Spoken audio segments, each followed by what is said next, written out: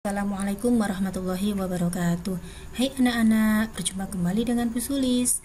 Pada pertemuan kali ini kita akan belajar tentang perkembangbiakan tumbuhan secara vegetatif. Apa itu perkembangbiakan secara vegetatif? Perkembangbiakan secara vegetatif disebut juga perkembangbiakan secara tak kawin. Jadi ini kebalikannya dengan perkembangbiakan secara generatif. Individu baru terbentuk dari bagian tubuh induk. Jadi sifatnya ini sama dengan induknya ya. Bagaimana terjadinya perkembangbiakan vegetatif? Yang pertama, bisa terjadi secara alami atau disebut juga dengan vegetatif alami. Yang kedua, bisa terjadi secara buatan atau disebut juga vegetatif buatan. Nah, sekarang kita akan mempelajari terlebih dahulu tentang perkembangbiakan secara vegetatif alami. Jadi vegetatif alami itu adalah perkembangbiakan secara tidak kawin pada tumbuhan yang terjadi dengan sendirinya tanpa bantuan manusia.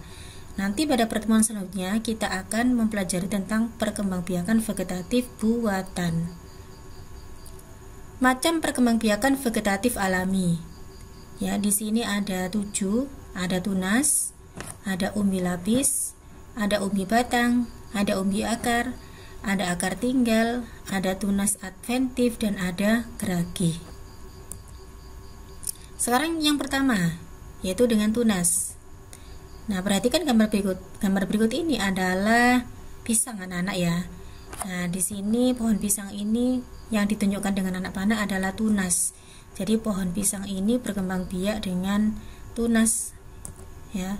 Tunas tumbuh dari batang yang terdapat di dalam tanah. Tumbuhan yang berkembang biak dengan tunas antara lain pisang, bambu, dan tebu. Yang kedua, umbi lapis. Nah, ini contohnya adalah pada bawang merah. Apa itu umbi lapis? Umbi lapis merupakan pelepah daun yang berlapis-lapis. Pada bagian atas umbi lapis tumbuh daun, sedangkan pada bagian bawah terdiri dari cakram dan akar serabut seperti ini ya. Contoh tumbuhan yang memiliki umbi lapis antara lain bawang merah, bawang putih, bunga bakung, dan bunga tulip. Sekarang yang ketiga, umbi batang. Nah, perhatikan gambar berikut ini. Ini adalah gambar kentang anak-anak. Ya, ini adalah gambar kentang. Umbi batang itu apa? Umbi batang adalah batang yang tumbuh di dalam tanah dan ujungnya menggelembung menjadi umbi. Nah, seperti ini ya. Umbi batang sebenarnya merupakan cadangan makanan bagi tumbuhan itu. Berikutnya, umbi akar. Contohnya di sini adalah wortel. Jadi tumbuhan yang berkembang biak menggunakan umbi akar di sini contohnya adalah wortel. Umbi akar itu apa? Umbi akar adalah akar yang membesar berisi cadangan makanan. Jadi ini sebenarnya adalah akar. Dan kemudian dia membesar karena berisi cadangan makanan. Contoh tumbuhan yang memiliki umbi akar antara lain dahlia, wortel, lobak, dan singkong. Berikutnya, akar tinggal atau rizoma. Contohnya di sini ada lengkuas atau yang mungkin kalian kenal dengan nama laos anak-anak ya. Akar tinggal itu adalah batang yang seluruhnya berada dan tumbuh menjalar di permukaan tanah. Nah, contoh tumbuhan yang memiliki akar tinggal antara lain kunyit, jahe, lengkuas, dan kencur. Berikutnya, tunas adventif. Kalau tadi ada tunas, sekarang ada tunas adventif ya. Ini gambarnya adalah cocor bebek ini anak-anak ya. Nah, di sini timbul tunas di sini. Ya, ini namanya tunas adventif. Jadi tunas adventif itu adalah tunas yang tumbuh tidak di ujung batang dan ketiak daun. Tunas ini tumbuh di bagian tumbuhan yang biasanya tidak bertunas, contohnya pada bagian daun dan akar.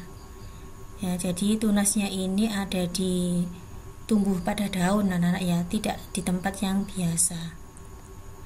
Contoh tumbuhan yang berkembang biak dengan tunas adventif adalah cocor bebek, sukun, cemara, dan kersen atau talok. Berikutnya, geragi atau stolon.